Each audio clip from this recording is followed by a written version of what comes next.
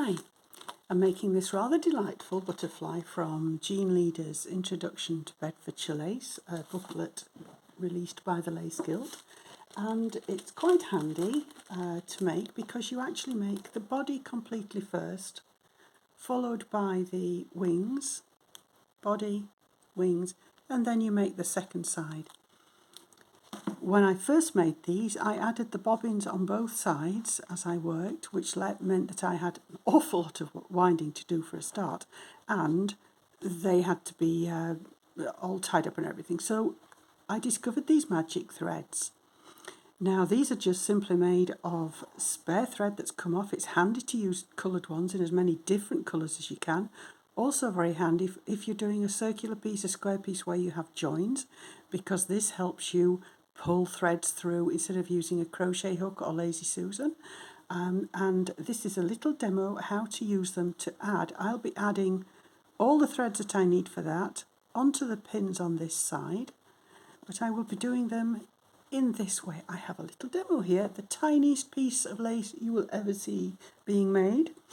This is my work, my ground, my passives. Okay, so you've got to pretend that's coming out from the body.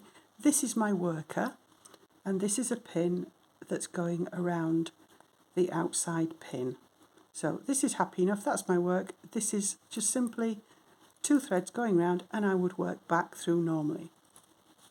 So with the pin still open, and with this around the pin, what I do is I take my magic thread and bring it up underneath. See, it's underneath the thread.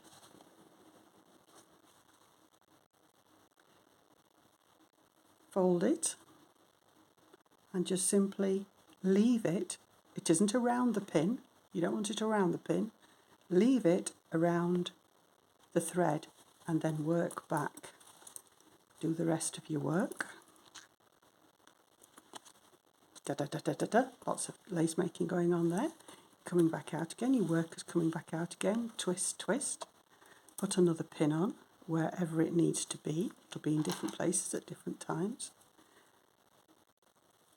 You would normally add your pair on, or two pairs on, and carry on back, leaving your waiting workers. But with this again, just simply take another thread that I have a little bundle of waiting. Take it up through, and the trick is to lay them, if you can, side by side.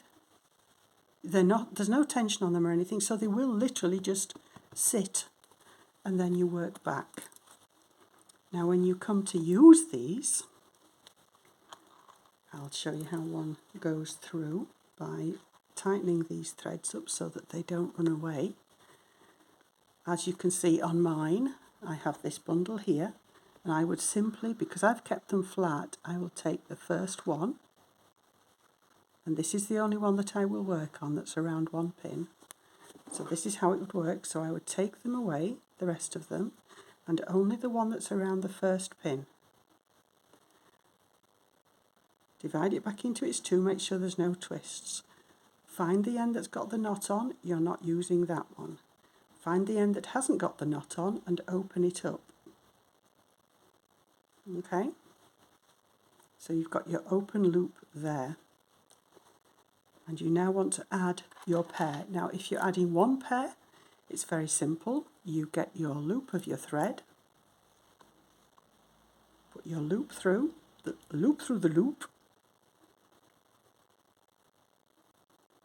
Okay, there's your loop through your loop. Pull this through, and this will go through your work that's round the pin, giving you a loop on your pair that you're adding. And in between there, simply put one bobbin through the other, comme ça,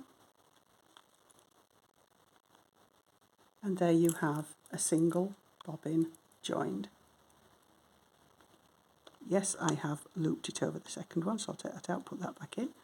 That's one bobbin, nice and secure, and each one of them isn't pulling away, so it's quite happy with that. And what I will do is I will do one with 2 bobbins on. I'm getting adventurous here. So I still have my second, so I will find my 2 halves of this, find where the knot is. There's the knot. So I'll put the knot to one side. No, it isn't. The knot's in my hand. Ta-da! Right, okay, the knot is going up there. This is my loop. So I will open the loop on this one. Now I'm going to add 2 pairs on to this. Okay, so I've got my loop. So that's that ready. I've got my first pair of bobbins, some thread, and I've got my bobbin where loop. So loop through the loop the same.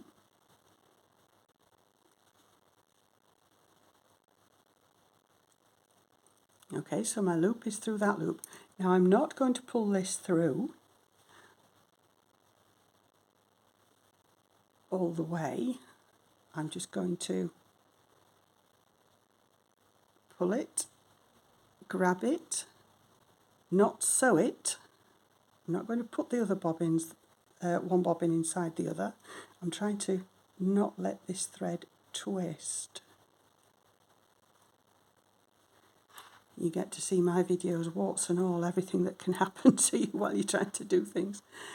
Now the loop is through. What I did on the first one is I put this, or one of the bobbins, through that loop, brought it down, and that's adding 1 pair with a magic thread. If you're adding 2 in this loop here, put your second pair through it,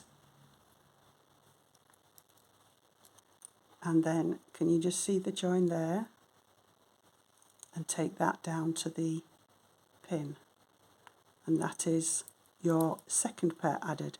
All you need to bear in mind that if you're doing plaits or something, that you don't pull this out of sync. You need to make sure that that's up there, and you can carry on with whatever you need to do on that. Make sure it's tensioned to the pin, and there you go. That's a single pair added with a magic thread and a double pair added with a magic thread. And now I have to play with these and get all these in with the right amounts, because some of these have 2 on, some of them have 1 on. The one in the middle there actually has 4 pairs added, so that's always fun to do. So there you go, magic threads, that's how they work, that's how you put them on. I hope that helped. Bye.